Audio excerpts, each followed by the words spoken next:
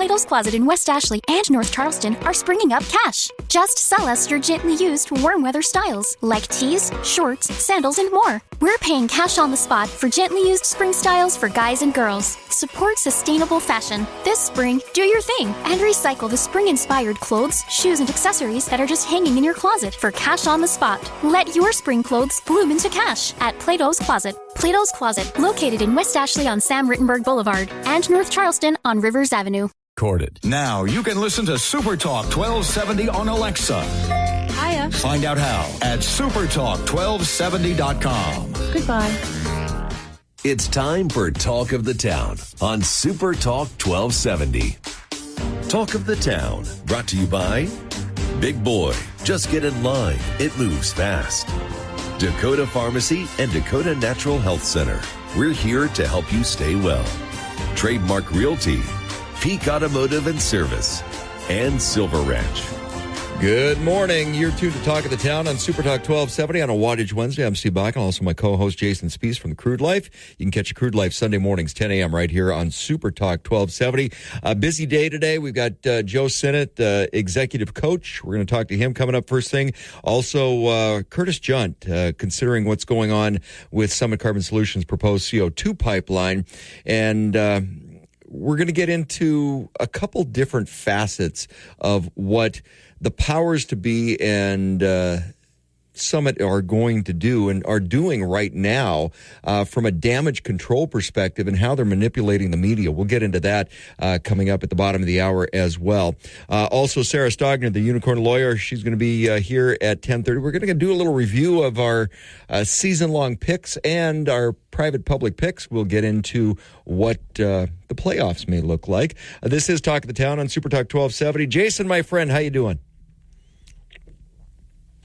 Welcome to a Wattage Wednesday. Appreciate you having me on today as your guest co-host. And the transition I'd like to make as we transition into Joe Sinnott, executive coach and CEO of Winning Partners. He's also, Steve, the host of the Energy Detox podcast. But we're going to talk about mentors in just a moment because it's National Mentor Month. And of course, the Crude Life, since day one, has been supporting mentors of all walks of life and all ages. But I'm thinking Joe Sinnott could be used in this pipeline thing. Come in and kind of teach some manners and teach some civility. What do you think, Steve? Let's not get Joe involved with that. But, you know, as you were kind of previewing the next half hour, I was thinking, boy, I tell you, Joe's services could really be used on something like this.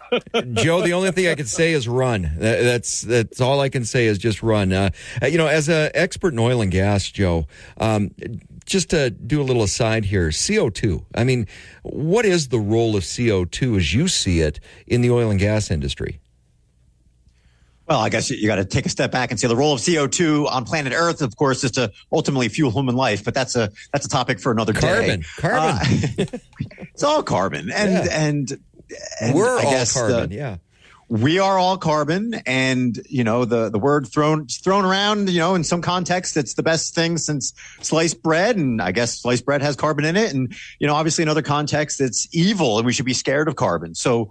You know, CO2, especially, you know, the context of pipelines, I think, again, this is my perspective. I'm, further removed geographically from the conversation you're going to be having here in a little bit. But, basically, when I hear CO2, my first thought is, oh boy, we're going to jump into a conversation without taking a step back and actually lining out the facts of what CO2 is, where does it come from, what is the entire cycle, what is carbon. So call it a trigger, call it whatever you want, Steve. But when I hear CO2, I think, oh boy, we're in for a conversation that is going to, you said, run away.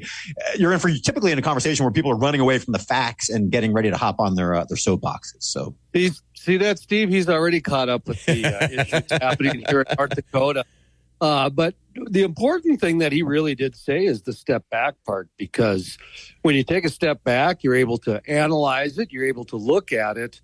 And, it's interesting, too, when we're talking about mentors, because, we are going to talk about some leaders in the second half of the program. And, Joe, let's talk about the importance of a mentor and a good mentor and an ethical mentor and somebody who's going to teach you, sustainable solutions is the acronym that we try to throw around now, because alliteration, it sounds good, not acronym, alliteration, but leadership, because there are some good mentors and there's some bad mentors out there. And you've done both. You've had mentors. You've been mentors to others. You kind of coach mentoring on some levels. Let's just start with the basic framework. Let's step back a little bit. What is a good mentor? What is a bad mentor? How you see it? Well, again, talk about taking a step back in terms of all the terms you just laid out there, right? You mentioned coach, you mentioned leader, you mentioned mentor. You could typically throw in advisor or manager. And, I like that we're opening up with a question of, what is a mentor exactly? And to me, it's a guide in many ways. It's a guide. It's a model. It's somebody who is showing some potential paths and typically has the experience to say, look, I've been down this path. I've seen this work. I've seen this not work. So in that sense, it's a little bit of an advisor. It's saying, hey, here's some facts. Here's some things you need to know, you should know, but also kind of having that coaching hat, if you will, and being hyper personalized, being focused on, the development of the mentee. So a couple of different hats in there, Jason, but by and large, it's somebody that is serving as a model that has some knowledge, expertise, perhaps, that is being passed along. And, I'll pause there, but those are some of the key attributes for a mentor. And, again, for mentors who embrace all of those and do a good job, well, then that makes them a good mentor typically. One of the things we're talking about with Joe Sinnott, executive coach and CEO, Winning Partners, mentoring, and how that fits into the bigger picture of workforce development and the new year, getting a new start to the new year, a reinvention of the workplace, a reinvention of work in general. Mentorship right now, I can't think of anything more important than having that facet as you're trying to navigate through some new waters and what that looks like. We're talking with Joe Sinnott, also Jason Spiess from the Crude Life. When we come back, more. This is Talk of the Town on a Wattage Wednesday on Super Talk 1270. Super Talk. Plato's Closet in West Ashley and North Charleston are springing up cash. Just sell us your gently used warm weather styles like tees, shorts, sandals, and more. We're paying cash on the spot for gently used spring styles for guys and girls. Support sustainable fashion. This spring, do your thing and recycle the spring-inspired clothes, shoes, and accessories that are just hanging in your closet for cash on the spot. Let your spring clothes bloom into cash at Plato's Closet. Plato's Closet, located in West Ashley on Sam Rittenberg Boulevard and North Charleston on Rivers Avenue. 70.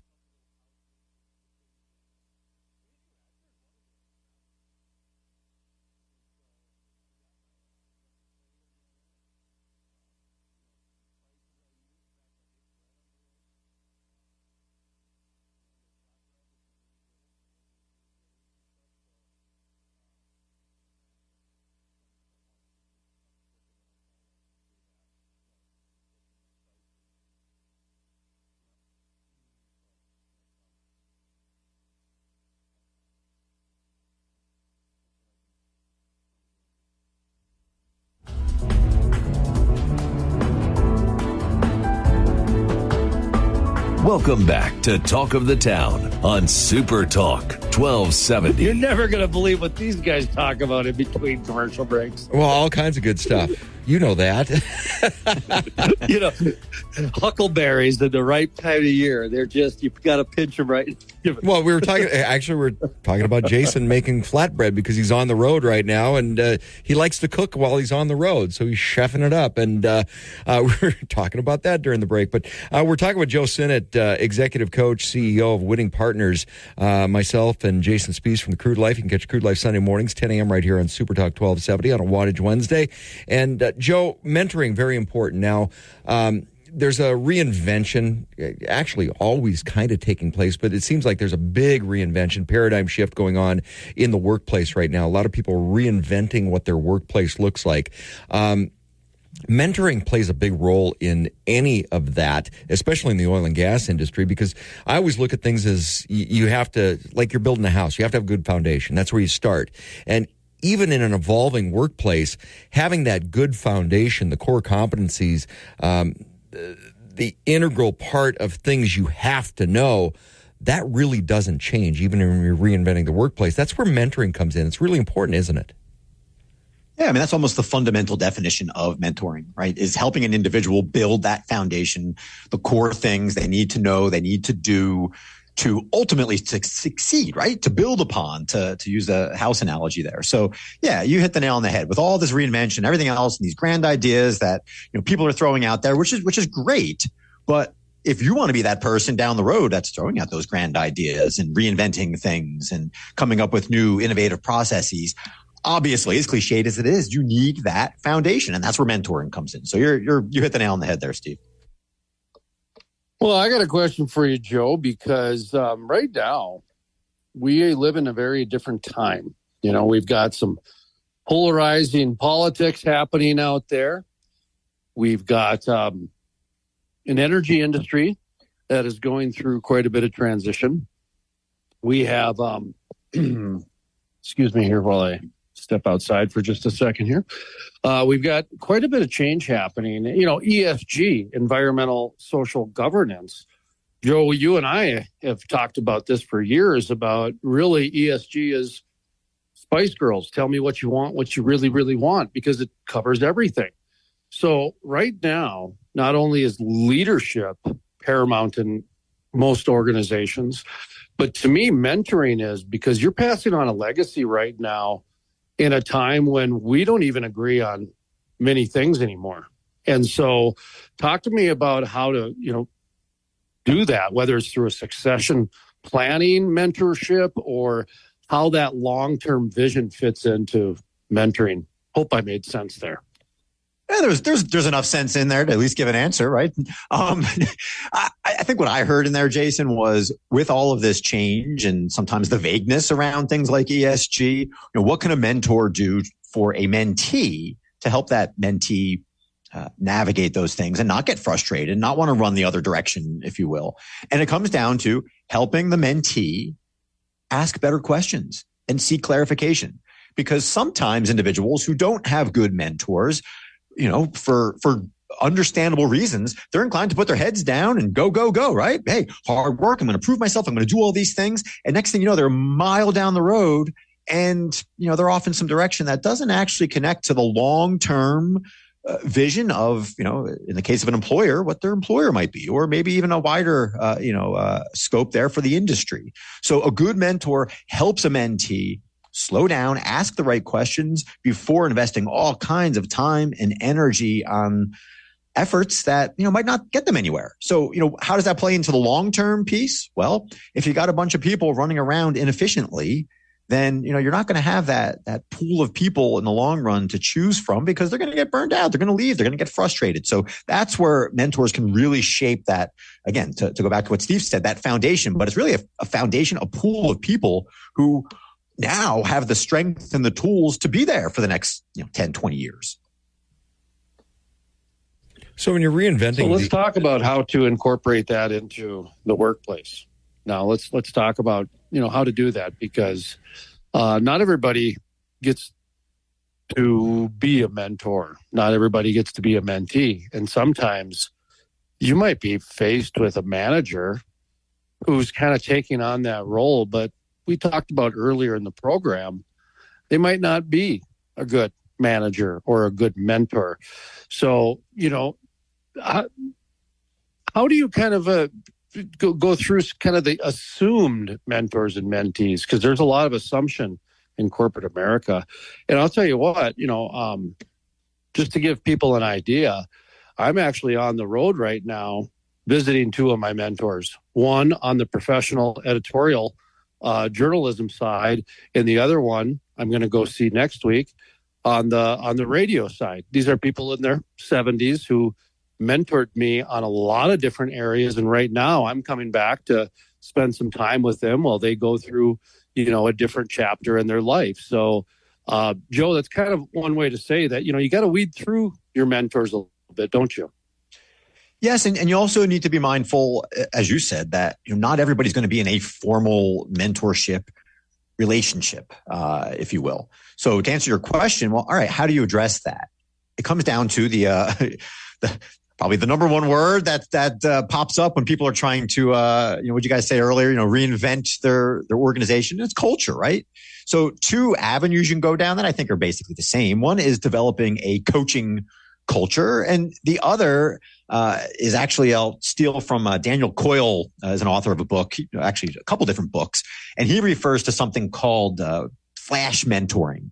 And flash mentoring is, again, getting your whole organization to the point where junior folks are in a position where they are comfortable, they're almost expected to ask simple, specific questions of anybody else in the company, any other, especially senior folks, specific to, hey, you had this company-wide town hall the other day. You mentioned this, thing you did 20 years ago. Can you tell me more about that? Inviting them to have a, 5-10 minute chat or coffee or whatever, getting to the point where, yes, even if you have a formal mentorship program, which can be great, you also have this informal and highly encouraged culture where people are constantly seeking those little nuggets. And it doesn't have to be some long formal process necessarily. We're talking with Joe Sinnott, executive coach and CEO of Winning Partners. Joe, when I think of mentoring, and I think a lot of people do, they think of one-on-one or an individual mentoring another individual or a small group. But you talk about the culture, and I think that's very important because the best outcome of a good mentor or a mentorship program is building in that culture where everybody's mentoring. It's that team approach. Give us a little snapshot of what the best outcome is and how that process would work. Because when I think of mentoring in an organizational chart or an organizational manner, it is about changing that culture and building on those foundational building blocks. Yeah, and I guess I'll answer your question sort of with a visual there in terms of building blocks and everything else. The healthiest organization from a mentorship standpoint has as many diverse connections as possible. So when you're looking at that org chart that you just mentioned, Steve, and you've got those one-on-one relationships that have been developed because of this coaching or mentorship culture, that's healthy.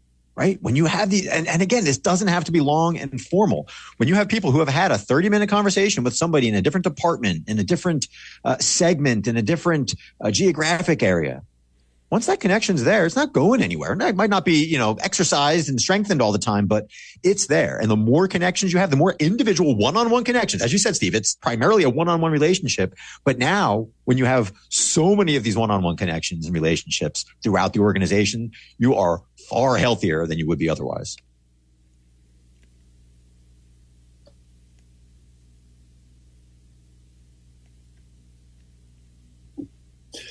Joe, are you still there?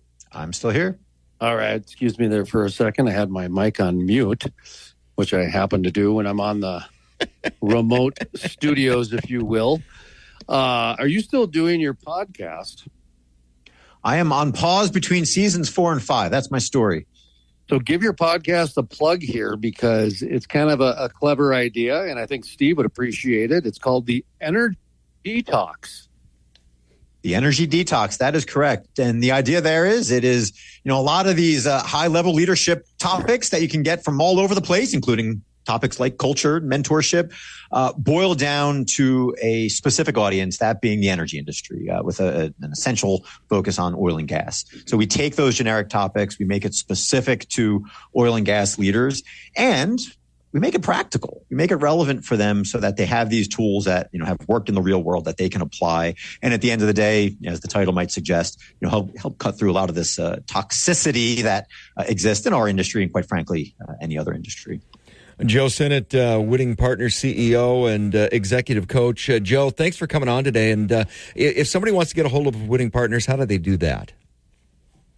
Easiest ways are winningpartners.com, WITTING partners, or good old LinkedIn. Always happy to connect and form those informal mentorship connections with anybody else out there. Thank you, Joe. Joe Sinnott, always following you on LinkedIn, my friend. So thank you very much. This is Talk of the Town on Super Talk 1270. I'm Steve Bach along with Jason Spees from the Crude Life. You can catch Crude Life Sunday mornings, 10 a.m. right here on Super Talk 1270. Coming up next, Curtis Junt, engineer, and we'll find out about the latest from a pipeline perspective with Summit Carbon Solutions' proposed CO2 pipeline. And we're going to talk a little bit about some media as well. That's coming up next. This is Talk of the Town on Super Talk 1270. Follow us. Plato's Closet in West Ashley and North Charleston are springing up cash. Just sell us your gently used warm weather styles like tees, shorts, sandals, and more. We're paying cash on the spot for gently used spring styles for guys and girls. Support sustainable fashion. This spring, do your thing and recycle the spring-inspired clothes, shoes, and accessories that are just hanging in your closet for cash on the spot. Let your spring clothes bloom into cash at Plato's Closet. Plato's Closet, located in West Ashley on Sam Rittenberg Boulevard and North Charleston on Rivers Avenue. Like us on Facebook. Super Talk 1270. Talk of the Town, brought to you by Big Boy. Just get in line. It moves fast. Dakota Pharmacy and Dakota Natural Health Center. We're here to help you stay well. Trademark Realty, Peak Automotive and Service, and Silver Ranch. Welcome back to Talk of the Town on Super Talk 1270. You're tuned to Talk of the Town on Super Talk 1270. I'm Steve Bach along with Jason Spees from the Crude Life. You can catch Crude Life Sunday mornings, 10 a.m. right here on Super Talk 1270. Jason, my co-host on Wattage Wednesdays. And, of course, we always talk with Lori Hintz from Beck Communications, Beck.news, BEK.news, with what the latest on Summit Carbon Solutions' proposed CO2 pipeline is on Mondays. But I want to get a little different perspective. Curtis Junt, natural gas pipeline official, engineer, expert, a lot of different hats, a lot of different spaces, economist when it comes to moving commodities through pipelines. Curtis, thanks for coming in this morning. Yep. Thank you, Steve. Good to be here. And I want to back up a little bit and talk with you about the Public Service Commission hearing that took place last month, at the end of last month. But the day before that, and I watched it on Beck. I wasn't able to attend, but I did watch it. And it was set up as an ag and energy symposium, a fact-finding, which basically, when I watched it, it was a paid-for by Summit Carbon Solutions infomercial. And we're going to come back, circle around to that after the top of the hour. But basically, that's what it was. And I found, Jason and I both found the timing of it rather suspect the day before the Public Service Commission hearing. And it was about getting information out there to the public is the way it was sold. You were there, and you called them out for some of their information, and you were shot down a little bit. Yeah, I guess I was. I mean, I went against the format. The format was on every table you had a little recipe card, and you were supposed to write down your questions. And then Scott Hennon would kind of, you'd see him up there fanning through them to decide which one he wants to ask the panel. Because they already had the questions lined up for the panel, basically. It was that's how those work. Yeah, I'm not sure about that, but they probably had it in their minds what they would, the questions they would ask them only. Some of the folks that were there, the majority of the folks there, by the way, I would say 2/3, if not 75% of the folks there were concerned citizens. And you can call us whatever you want, a small group. I mean, the week before, Scott Hennon had a show, his 1100 The Flag, and he referred to all of us as a small group of, I don't remember if he called us activists or some other label. But see, that's what goes on when you are, say, a minority or you're going against the big money. Now, just to put this in context, if you guys would have paid Coinslot Scott, then he would have been supporting you instead of taking a check from Summit Carbon Solutions and supporting them, just to get the facts straight. Well, you know, that's really somewhat amusing, Steve, because Scott Hennon has a book out. Somebody sent me excerpts from his book where he talks against the CO2 stuff. So, I mean, it's unfortunate, but he's out of Fargo, and Fargo seems to have a lot of clout, with the Thorolton ethanol plant and other political folks coming from there. But he happens to be the voice now of Ag and Energy, and he was the moderator along with a panel of essentially 6. I mean, one MC, Miss Kathy Nessett, and then there were 5 panelists. And I sat there and, I probably was getting cranked up like a jack in the box, as one of my friends referred to me as, someone was cranking the jack in the box, and I finally popped up because when when Wade Beauchene started talking about how safe CO2 pipelines are, because we have 5,000 miles, because we've had one operating in the state for 23 years, and because we have one operating in Bowman County, which, by the way, is 18 months and about 18 miles in North Dakota, that, and no fatalities. Let's pause there for a second, Curtis. Let's pause there for a second. That's a Denbury pipeline. We'll get to that in a moment. That's natural gas. This is corn ethanol that we're talking about here. We're talking about the credibility and the leadership of Scott Hennon, and it has not had a good track record. And being able to pick and choose who they want to allow to speak based on their rules seems to be very thematic of what is going on, because Carbon Summit Solutions is going on people's property like they already have a done deal here. So it's their rules.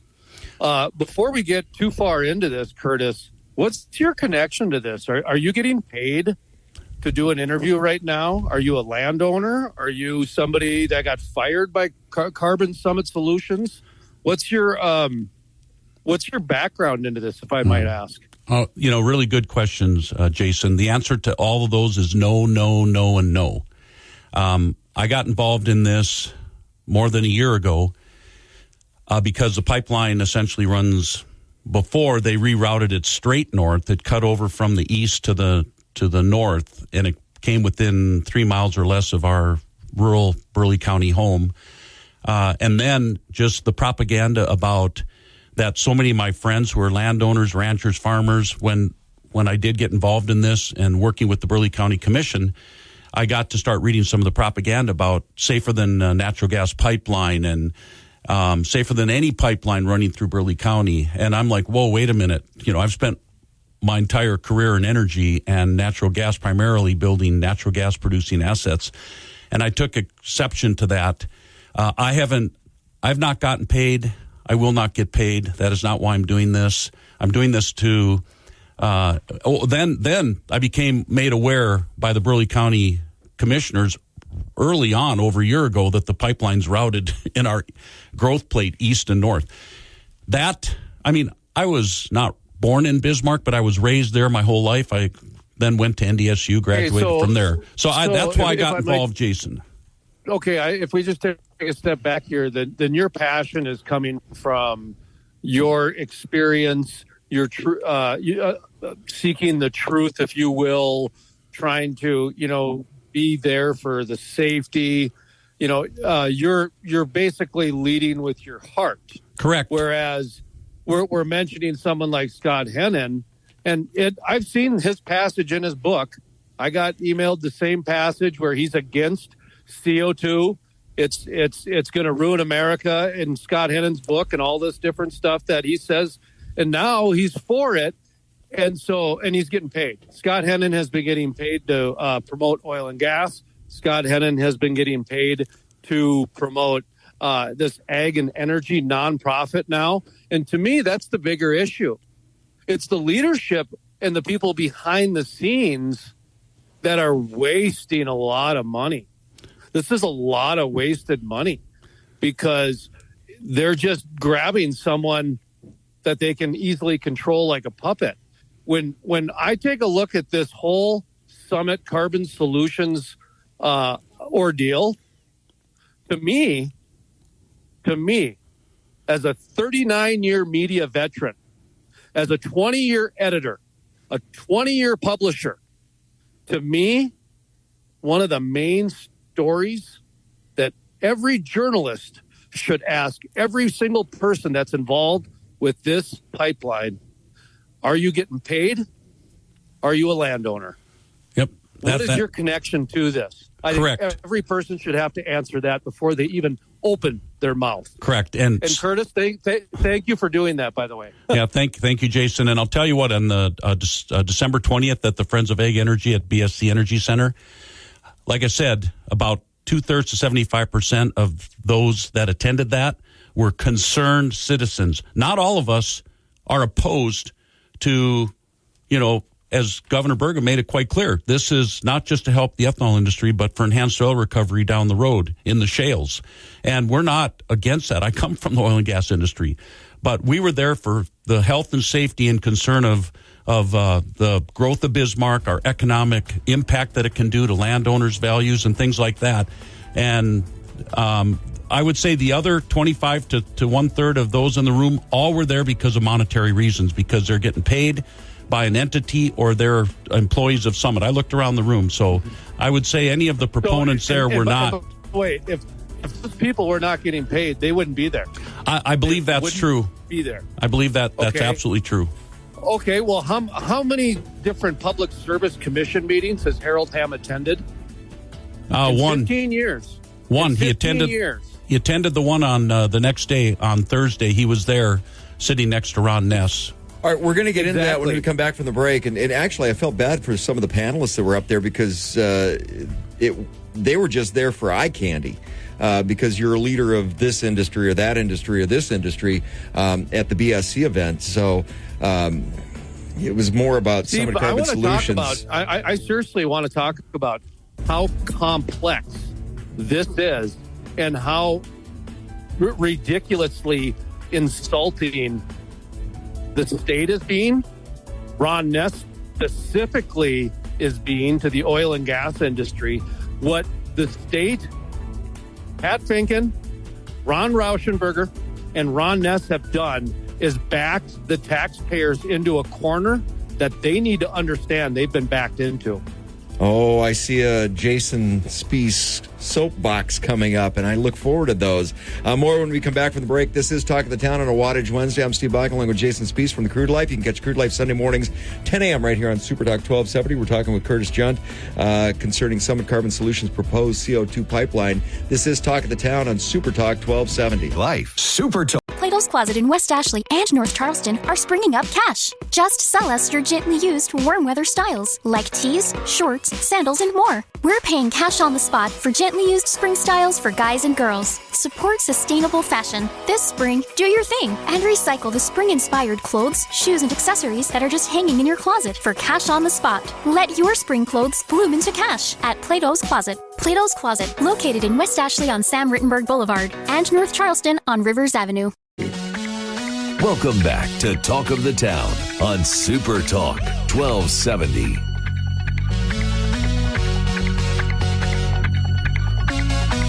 You're tuned to Talk of the Town on Super Talk 1270 on a Wattage Wednesday. I'm Steve Bach along with Jason Spiess from the Crude Life. You can catch Crude Life Sunday mornings, 10 a.m. right here on Super Talk 1270.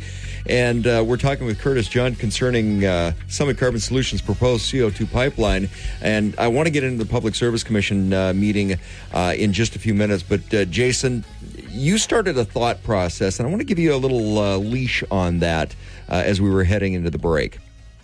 Yeah, well, Curtis mentioned that he's, an engineer that came from the oil and gas industry. Okay, and he's kind of been blackballed now, or if that's even a correct term. I don't know if you can say that anymore. But yeah, that works. Yeah, I mean, within the oil and gas industry in the state, meaning Ron Ness, because here's someone who doesn't think 100% exactly the same way. Well, this has nothing to do with oil and gas. Sure, there's some enhanced oil recovery down the line, but from my understanding, this is not even used for that. They got to pass more legislation to allow that. So more resources now need to be dumped in down the line in order for them to satisfy what they're fighting now. And what really bothers me about this whole thing is that if you don't have tribal mentality, you are now against them. And they will use your own tax dollars to sue you. Summit Carbon Solutions just filed another one yesterday in Iowa. So they're suing more people down in Iowa. And so what you have here is you have Ron Ness telling everybody in oil and gas in the state of North Dakota that if you don't support this, then you are blackballed too. Right. Meaning that you have to support GMO crops, meaning you have to support ethanol, meaning you have to support 45Q subsidies, meaning you have to support this billionaire down in Iowa. You have to support another billionaire in Oklahoma, and you have to support Bill Gates too, a billionaire in Washington.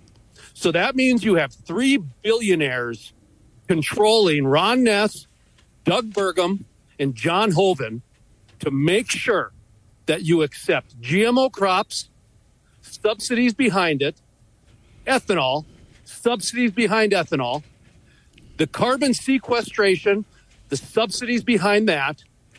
You have to support a bunch of billionaires making 6-figure salaries guaranteed no matter what. So if you question that, then you are blackballed by Ron Ness, Pat Finken, Ron Rauschenberger, and Senator Kramer and his whole staff. And by the way, lots of people have lots of evidence to prove that too. Well, Don't they, Curtis? Yeah, Jason, that could be true. I don't know. I retired out of that industry for many and various reasons 7+ years ago.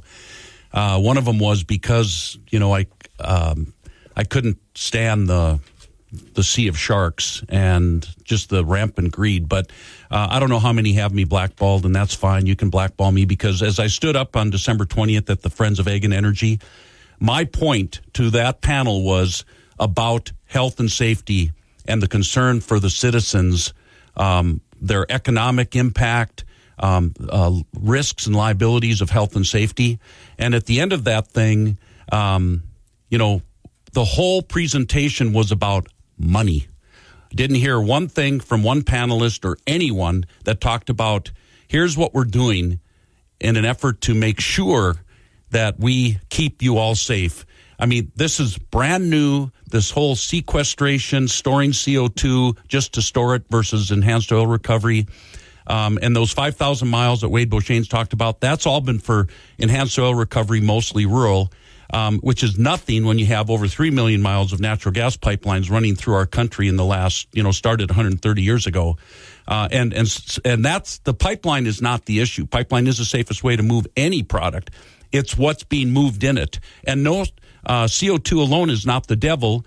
And the two compounds on the periodic table, carbon and oxygen, when you combine them together, they make a compound. And that compound of CO2 is not the devil, but when you compress it up to 2,200 PSI and you move it in a 24-inch pipeline through and close to residents and schools, and especially cutting off the growth of Bismarck east and north, then it becomes the devil. That's the devil. And Kathy Nessett, at the end of her comments on Wednesday, December 20th, said, we all have to sacrifice for the greater good. That's not the greater good that we're willing to sacrifice for. So, I want to see CO2 be available to possibly take our oil production to a higher level down the road. But the way they're going about this, the missteps that they've taken, tripping over themselves for the money. So it's all about following the money. Did Kathy Nessett really say that? She did. Yeah. Really? Yeah, Jason, we're up against the break. Yeah, the godmother of wind in North Dakota. This is Talk of the Town on Super Talk 1270. KLXX AM, Mandan, Bismarck, a Town Square media station, broadcasting from the View Community Credit Union studio. Now you can listen to Super Talk 1270 on Alexa. Hiya. Find out how at supertalk1270.com. Goodbye. Talk of the Town, brought to you by Big Boy. Just get in line. It moves fast. Dakota Pharmacy and Dakota Natural Health Center. We're here to help you stay well. Trademark Realty, Peak Automotive and Service, and Silver Ranch. You're tuned to Talk of the Town on Super Talk 1270. I'm Steve Bogdan along with Jason Spees from the Crude Life. You can catch Crude Life Sunday mornings 10 a.m. right here on Super Talk 1270. And we're talking with Curtis Junt. economics, engineer, pipeline engineer, a lot of different hats, a lot of years of experience in the oil and gas industry, working specifically with pipelines, and that's why CO2 pipelines a little different animal than you're looking at natural gas or oil or any of the other commodities that are shipped via pipelines, which nobody is going to argue it's the safest way to do it, but the commodity that's being shipped through it, that's what makes the difference here. Curtis, you were at that Ag and Energy shill that took place the day before the Public Service Commission. Public Service Commission, I want to give you a couple minutes to talk about that because you were there. How did that go from a PSC perspective and listening to the concerns of citizens that were there to speak? I'd like to go right to my question, Steve, which is how many public service commissions in the last 15 years has Harold Hamm been to? Because it's the same question we're asking, Steve, but I just wanted to give a little more sizzle to mine. Right. So this is really interesting because Summit is working, overtime to try to trump counties in having any ordinance or any say in how the pipeline is routed. South Dakota on September 11th, after a 3-hour discussion, hearing, whatever, they canceled Summit's permit at the start of what could have been a 3 or 4 week hearing because they just mowed over the county ordinances and said, you need to go back and work with the counties. Well, in Iowa, Iowa is so politically incestual, if you want to say, because of the connections between the governor and the founders of Summit and the former governor on their board and our Secretary of Ag's son is their lead counsel. I mean, I knew Iowa was just going to be probably a slam dunk, and the Iowa PUCs or the IUB board, Iowa Utilities Board, those members are appointed by the governor. So to me, that was like, and they're based out of Iowa. But South Dakota is a different animal. And then here, this thing on December 21st was all about the PSC hearing oral arguments from the attorneys of the interveners and Summit on, you should supersede the counties and, the state should be able to just be the only one deciding on the route of the pipeline. The room was packed. Standing room only. Sitting front and center from all the commissioners were the executives of Summit and Mr. Hamm. Ron Ness sat next to him. So I don't know what the point of all that was. I guess maybe it was intimidation. I'm not sure. But okay, I'm glad you said that because I wanted to ask you your opinion on that based on you being there, you witnessing what you saw, because to me, Harold Hamm attending a North Dakota Public Service Commission meeting is giant news. That should be covered unbelievably up and down within the North Dakota media. And the fact that it hasn't says a lot. Right. Because this is a billionaire from outside the state of North Dakota. Why is he at a Public Service Commission meeting? His time is extremely valuable. Okay. And he's sitting next to the person that's supposed to be representing him, Ron Ness. So you have a double barrel now of oil and gas from the state. Where was he sitting to Randy Crispin? Because what I had heard through the grapevine was that Harold Hamm showed up to let Randy Crispin know he's watching him because it's an election year, is basically what I heard. What was your interpretation of Harold Hamm showing up to that meeting? Well, he sat one row back, front and center from the commissioners. They all did. So I took it as, maybe there for intimidation, there to, demonstrate how important this issue is to some. I took it because I'm not in this political bull crap. I try to stay out of that and try to just, which isn't always good to try to use logic when you're dealing with all the political stuff going on. But I thought he was there just to demonstrate how important this was to the whole CO2 pipeline side, which, by the way, when our governor gave the comments on December 20th, the day before at the Friends of Ag and Energy, he pretty much laid it out that a number of years ago, Mr. Hamm came into his office and he said, we got to help the ethanol industry and hence, help us. We've been paying all these oil and gas taxes in the state of North Dakota forever, and here's our chance, to get some of that tax money back to build a pipeline. This was stated in the opening comments on December 20th at the BSC Energy Center.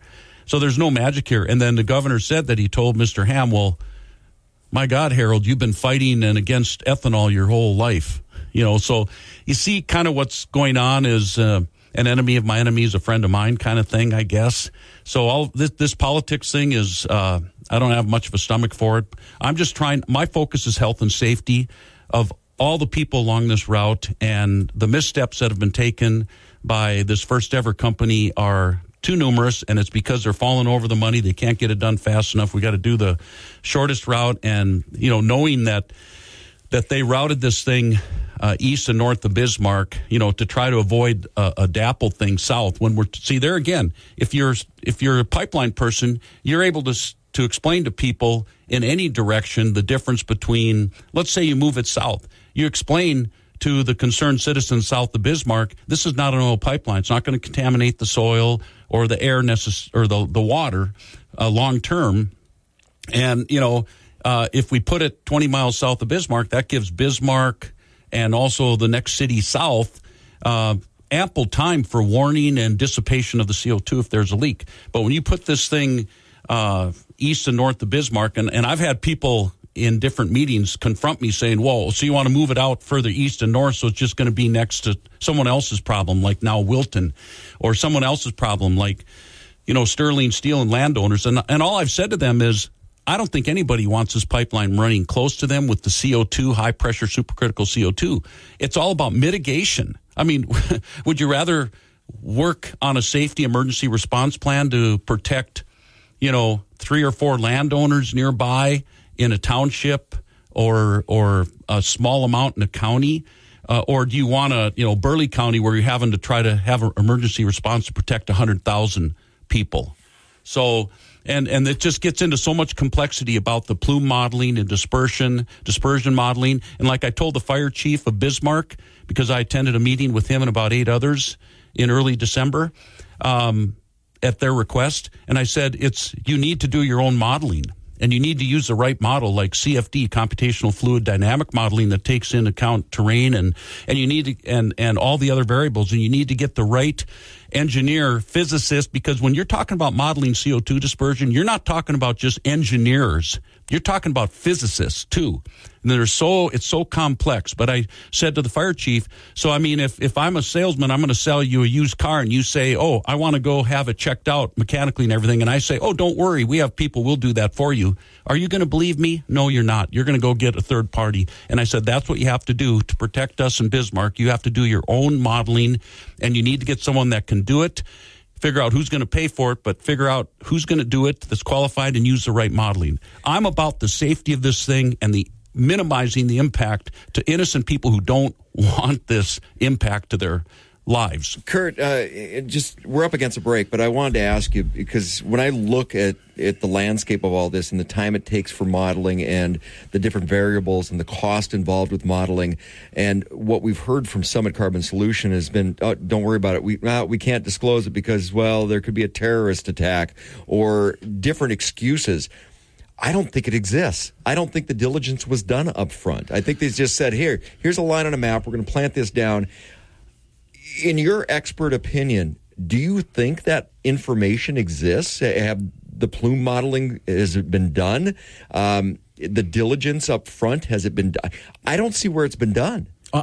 Okay, Steve, I think now that it's, the end, let's say the end of 2023 and it's January of 2024, and the stink that the counties and all of us have made about this, yes, they've done some. But from what I've heard, they are using a canary modeling and 2D flow. Well, right away, I'm like, whoa, 2D flow, that sounds like two-dimensional. Not going to happen, not going to work for planning emergency response. We need 3D, something like computational fluid dynamic modeling.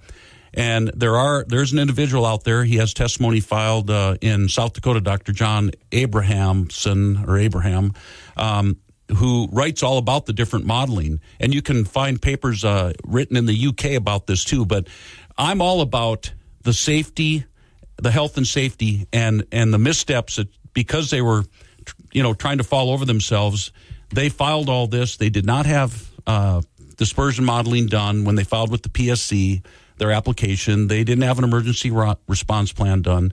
It's kind of like putting the cart before the horse, a lot of what's been done. And I think a lot of that just demonstrates the rush to get this thing done as fast as possible. And because of the political support for it, we can just, we'll just do what we need to, and it's going to fly because there's so much federal and state political support. And we're not just up against a company as concerned citizens. We're not activists, by the way. We're concerned citizens for our family, friends, and our animals and livestock. And these people that are building this, none of them are going to live close to this. They're in Houston, Texas, Ames, Iowa. There one guy that does have pipeline experiences, lives in Houston, Texas. And so he can go do all this, get his big bonus, and go back to Texas with his family. But I'll guarantee if this pipeline ran south of Fargo and impacted Fargo's only growth plate, this pipeline would never fly south of Fargo. It would never happen.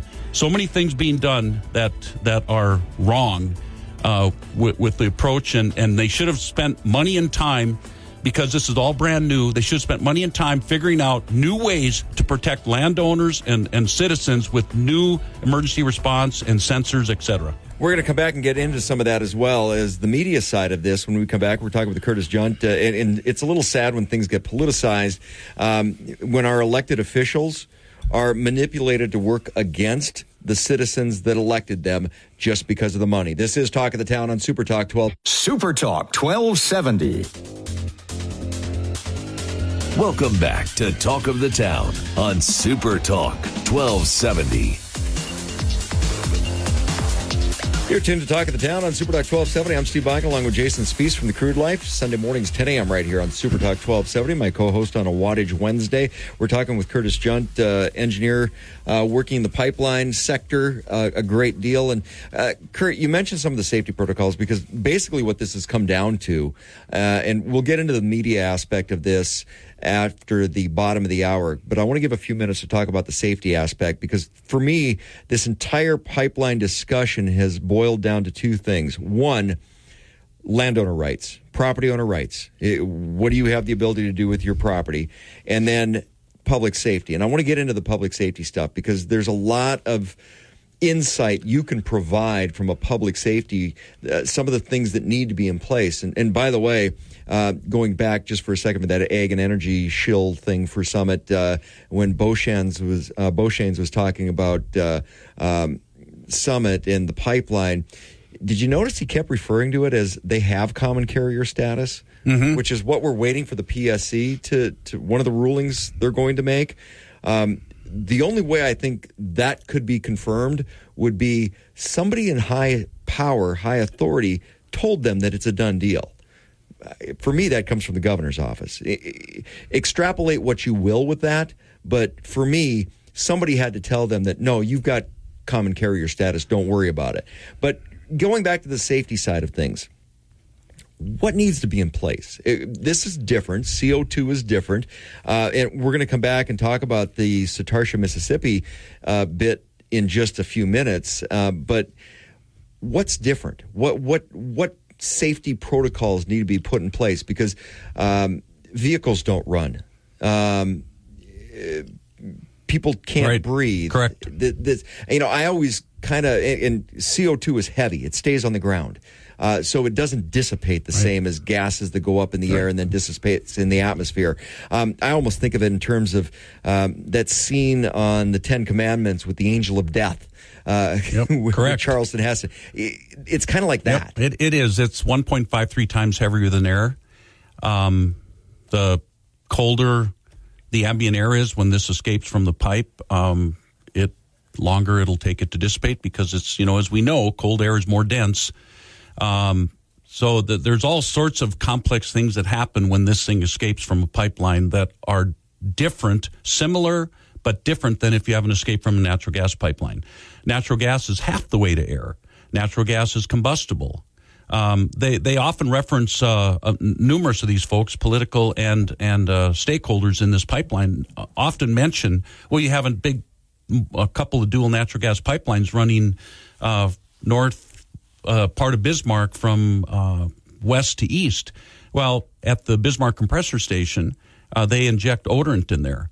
As a matter of fact, those residents in northwest Bismarck a number of years ago they thought they had furnaces issues. Their homes were smelling like mercaptan, which is the odorant we put in natural gas. Well, as it turns out, they had a slug of mercaptan that was put into the pipe that when the natural gas burns, if you have too much odorant in it, you don't dissipate all that. So that pipeline running from east to west through north through Bismarck does have odorant in it. This is CO2 pipeline. Will not have, the CO2 is coming off of the combustion of natural gas, which is probably 98% pure CO2. It's not going to have an odor at all. It's not visible. So when there is an issue, it's going to move along the ground. And unless you're wearing, like they do in Western North Dakota, an H2S, hydrogen sulfide monitor, unless you're wearing something like that, or you have something monitoring CO2 approaching your property, let's say you're a ranch owner and you put sensors out there and you have a way that they're communicating with you. It's all about the further away this pipeline is from civilians and animal livestock, the more time you have to get indoors and to respond.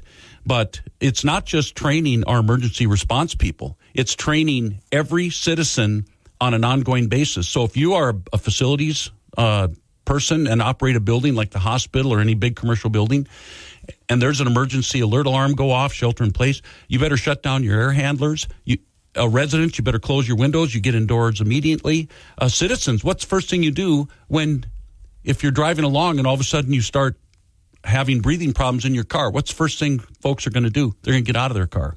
That's just a natural response. So, and it's got to be done ongoing. I mean, and you can Curtis, understand. I wanted to let's take a pause here for just a second, because you bring up a very good point. Is that when you take a look at the amount of safety and the amount of training that is going to be ongoing with this pipeline, you take a look at the insurance rates that landowners are now going to have when the insurance rates go up. If they can get insurance. Some insurance companies that won't even insure the property anymore. That's right. I've seen a lot of letters. A lot of letters. So they might have to go to a Lloyd's of London, or they might have to find some sort of, some independent insurance company. So my point is, you have a billionaire from Oklahoma, you got a billionaire from Texas, you got a billionaire from Iowa, and a billionaire from Washington State that are directing this pipeline.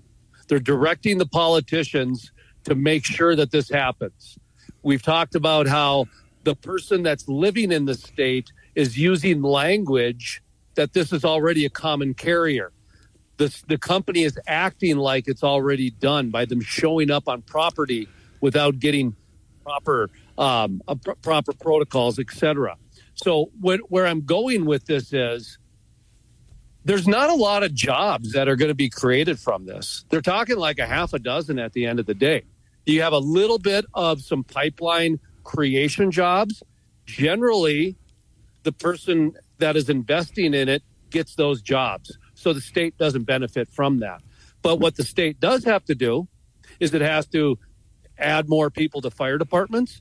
It has to go force hospitals to use the resources to do more training now.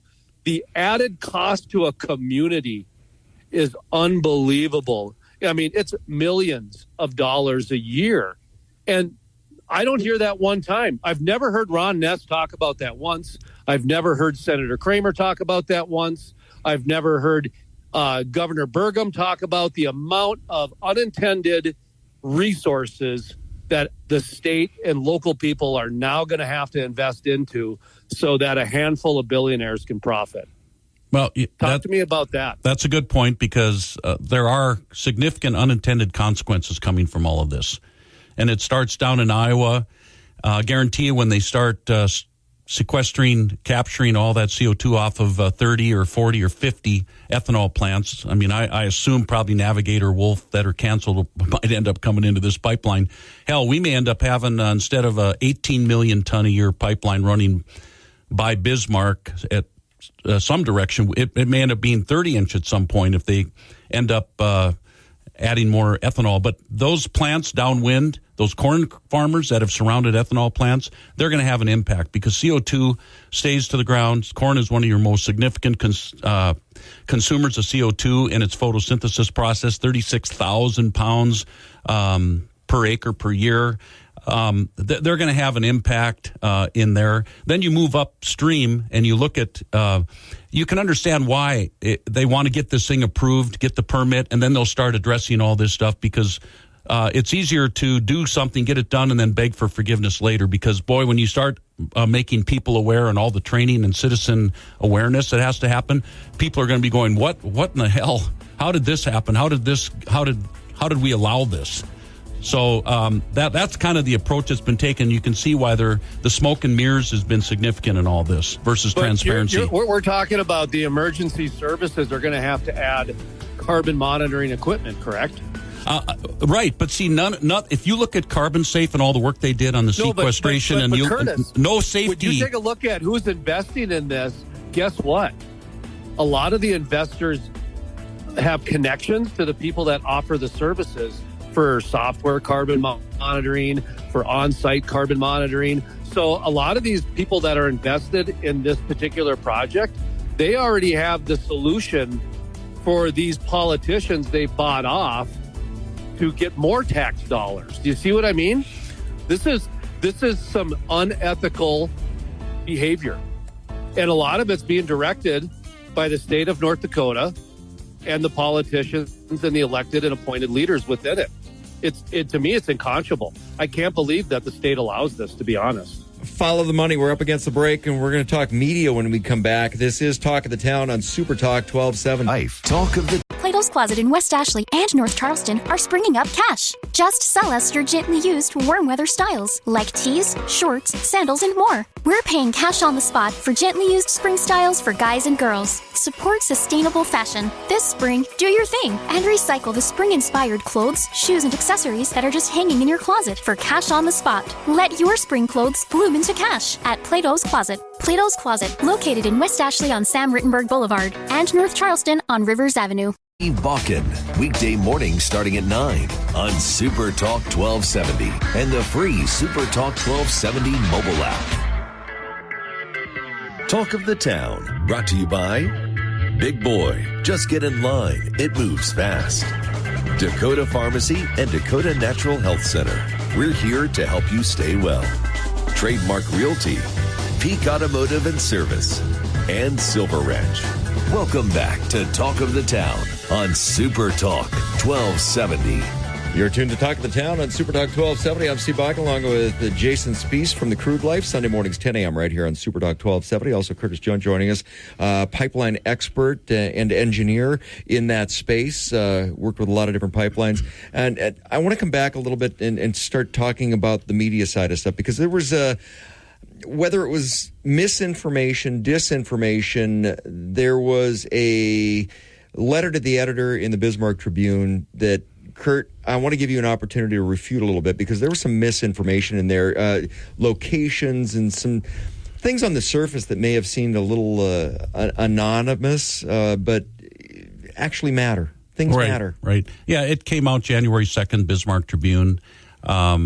A gentleman by the name of Dennis R. Murphy. I think he writes pretty regularly to the Tribune, as I found out just searching. He talked about the BSC, and there was an outburst that wasted time. I can pretty much feel confident that this individual wasn't even there. He might have watched it on replay, but he talked about a small group of activists, protesters, whatever, and that we held signs and all this sort of thing. That's not, most of the people there were concerned citizens. But he talked about, there was this CO2 pipeline rupture in Louisiana that ruptured at 1,500 PSO. I don't even know what PSO is. The pipeline that actually matters here in the history of the 5,000 miles that we keep getting told is so safe and there's been no fatalities. The pipeline actually was in Satarsha, Mississippi, and I know Summit hates that. I got to believe that they have nightmares, and when they hear that word Satarsha, they just about want to vomit, and I can understand why. But that pipeline rupture that happened was a Denbury pipeline in Satarsha, Mississippi. Air temperature was about 70-some degrees. It was 1402 PSI. It was a 24-inch line. It wasn't pressured up to 2,183 PSI that this one can. And built by a company that actually builds pipelines. Denbury has been in the CO2 pipeline for enhanced oil recovery for decades. I mean, they kind of became the pioneers of it.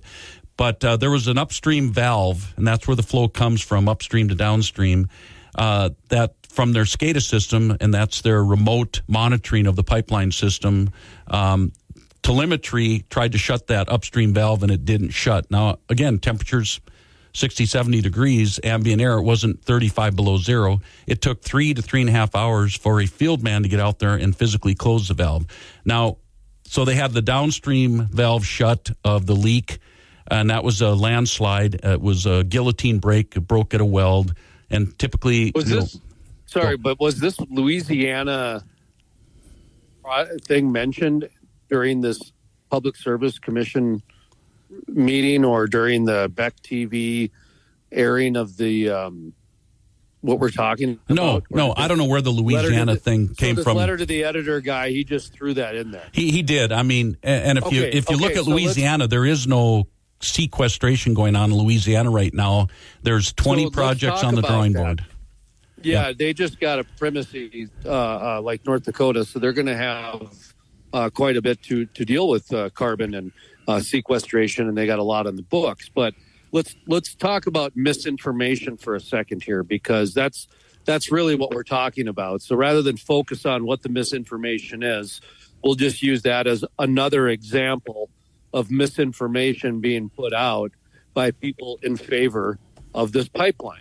Right. So another example that we should talk about is enhanced oil recovery, because in Louisiana, all of those projects are for enhanced oil recovery. When we're talking about Denbury is involved with enhanced oil recovery. The reason ExxonMobil bought Denbury was because of their carbon sequestration history, actually. That's like the reason why, or a main reason why. Right. What is going on with enhanced oil recovery in North Dakota? Because I'm under the understanding that it's not to be used for enhanced oil recovery. But now I'm hearing from people in the oil and gas industry, that's why we have to rush this pipeline through, is otherwise we're going to lose the industry. Right. Talk to me about what you see. Okay. So here's the thing to be clear on this. And I apologize, I used that "be clear." That comes from Obama. I didn't mean to. I try not to use that. But to be perfectly straightforward on this 24-inch pipeline can deliver at this point up to 18 million tons a year. Any CO2 that gets shoved in the Broom Creek Formation or any other formation will get $85 a ton, will not be pulled back out again. The properties of it changes. That doesn't mean that they can at some point start manifolding that 24-inch pipeline and send X amount underground for sequestration permanently and another amount out to the Bakken Three Forks shales for enhanced oil recovery. I mean, that's they'll get $50 a ton for that. Plus, it benefits the oil industry. Now, keep in mind, I'm all for enhanced oil recovery. CO2 is about the only thing you're going to use for the secondary enhanced oil recovery in the shales. I'm not all for sacrifice that Kathy Nessis wants us to make for the so-called greater good. And that greater good, by the way, is money. Okay? This pipeline routing is been a major misstep, and it's very disturbing to me. And now PHMSA, thanks to the Satarsha, Mississippi break, and strictly because of that break, and thanks to the emergency response folks like Chief Jerry Briggs down there, we didn't have a fatality, but we could have had he made just one split-second wrong decision. But they didn't, because our emergency response folks who didn't have any clue what they were up against did rescue a number of individuals that were near death. So thank God for that. But this whole routing of this pipeline before PHMSA gets their rules done, they announced on February 24th of 2022 that because of this Tarsha, Mississippi break, which they fined them, I don't know, $4.6 million, they fined Denbury, that they're going to implement new rulemaking. Now, we have not needed new rules in the natural gas pipeline industry. We don't need them at all. But another unintended consequence is we're going to have some new rules that are going to really address the CO2 transportation and this boom of CCUS and potentially 60,000 miles of pipeline. We're going to have new rules coming out here sometime in late 2024. But none of these folks, well, Summit doesn't want to wait for those because, again, they're falling after themselves to get started getting these credits and this money. But there's such an upside for the industries that are going to benefit from this that it would be worth routing this thing totally differently. It would have been worth, not taking the path of least resistance, but routing this differently and even waiting for these PHMSA rules. Again, the greater good is not for us who are sacrificing economically and potentially the safety of our families. That's we're not willing to make that sacrifice. Kurt, we're up against a break. When we come back, I want to talk about some of that messaging, because where Summit really screwed up on a lot of stuff was getting out in front of it and working with landowners, working with the media, working with marketing. They did a crappy job at the marketing side and being transparent. And in North Dakota, we like transparency. We're going to come and talk about the media aspect of this when we come back from the break. This is Talk of the Town on Super Talk 1270. Super Talk. Plato's Closet in West Ashley and North Charleston are springing up cash. Just sell us your gently used warm weather styles like tees, shorts, sandals, and more. We're paying cash on the spot for gently used spring styles for guys and girls. Support sustainable fashion. This spring, do your thing and recycle the spring-inspired clothes, shoes, and accessories that are just hanging in your closet for cash on the spot. Let your spring clothes bloom into cash at Plato's Closet. Plato's Closet, located in West Ashley on Sam Rittenberg Boulevard and North Charleston on Rivers Avenue. 70. Welcome back to Talk of the Town on Super Talk 1270. You're tuned to Talk of the Town on Super Talk 1270. I'm Steve Bike along with Jason Spees from the Crude Life. Sunday mornings, 10 a.m. right here on Super Talk 1270. And Curtis Junt talking about Summit Carbon Solutions' proposed CO2 pipeline. And I want to come back and talk a little bit about the media stuff. We talked about that letter to the editor that Dennis Murphy had written to the Bismarck Tribune. A lot of different letters to the editor, a lot of different media coverage going on. Of course, one of the go-tos, Beck News, Beck.news, BEK.news, following a lot of what's going on very closely. Some of the other media hit and miss. I try to, just from an informational perspective, get this out as much as possible, because those that live in the Bismarck-Mandan area in Burleigh and Morton County have to deal with it. Emmons County as well, and anywhere along this pipeline. But I want to talk a little bit about the media side of stuff, because what's taking place at a statewide radio station, I'm not going to say the call letters, everybody knows who it is, Summit Carbon Solutions and the powers behind them have basically bought 2 hours of advertisement, an infomercial, if you will, pulled a talk show host off, whether you agreed or disagreed with them or not, pulled them off the air because you wrote a check. And now usually you would see this, Jason, on the weekends, weekend programming. Hey, I'm going to buy this financial planning 2 hour or hour program. We're going to pay for this hour. Summit has done this with state dollars. Summit has done this to promote this CO2 pipeline with tax dollars. It basically is what it equates to. Yeah, I mean, basically every taxpayer should ask themselves, do you believe companies like Summit Carbon Solutions and, in this case, Continental Resources, because actually Ron Ness is being promoted as one of their first guests. And honestly, that surprises me, because the Crude Life, you can go back and take a look at our magazine articles and our interviews for 1 year. we tried to promote ag and energy together, and all we got was a bunch of fighting from Ron Ness. He didn't support us at all. Now, for the media side of this, you and I have a little bit different take on this because we're running out of time, but you and I have a little different take on this. I look at this as, okay, if you're going to be running infomercials, you need to promote them as infomercials because from a media perspective, you have to disclose that. You lose credibility. And the one thing I have always clung to is if I lost credibility, why am I on the radio?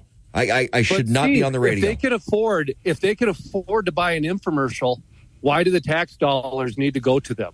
That is an extraordinary amount of money when you can actually put Ron Popeil on the air to try to sell you something, when you can go ahead and get Billy Blanks to try to sell you something, and you can just write a check to buy 2 hours Monday through Friday. Not one day, Steve. When you can write a check for Monday through Friday to control the narrative so you can put Ron Popeil and Billy Blanks on of the state of North Dakota, you got some real problems. Because my understanding is the host is connected to Rainbow Energy. So therefore, the host has already been soiled because their special interest depends on this pipeline too. Kurt, from a landowner's perspective, because you work with them greatly, the previous host in that time slot was pro-landowner rights, absolutely, pro-public safety. Have you guys been told anything about your accessibility to be able to talk with some of those guests, those infomercial guests that are going to be on that station? So I listened to Daryl's last show here on Monday or yesterday, and somebody called in and asked if, so they're going to be screening callers on this new format here, this 9 to 11. And they, one guy said, well, they are going to be asking for your name, and I'm assuming probably your topic. But one thing about calling in to that show before, they never asked your name. They didn't screen calls. So that part was nice, and they just pretty much dealt with it. But I want to correct something here when it comes to disinformation. I did misstate something that night at BSC in my impromptu speaking and trying to raise my voice to keep Scott Hannon from shutting me down. Summit will be injecting about 50,000 ton a day into the Broom Creek, not 100,000 ton a day, versus the two ethanol plants are doing 500 to 600 ton a day. So I misstated that. My apologies to the proponents. Kurt, thank you very much. Jason, 15 seconds, last word. Love you, brother. Have a great week. All right, Jason. Great way to end the show. Safe travels. All right. Safe travels, everybody. Jason out and about as he's traveling down, making his way over to the Permian as well. This is Talk of the Town. Don't forget to catch Jason with the Crude Life Sunday mornings, 10 a.m. right here on Super Talk 1270. I'm Steve Bach, and this is Talk of the Town on a Wattage Wednesday on Super Talk 1270. KLXX AM, Mandan, Bismarck, a Town Square media station, broadcasting from the View Community Credit Union Studio. Hey guys, time to get in on the action for the biggest moments in basketball with Prize Picks, America's #1 fantasy sports app. Just select 2 or more players, pick more or less on their projections, place your entry, and win up to 100 times your money. Right now, Prize Picks will match your first deposit of up to $100. Just download the Prize Picks app and use the code GET100. That's code GET100 on Prize Picks for a first deposit match of up to $100. Prize Picks. Pick more. Pick less. It's that easy.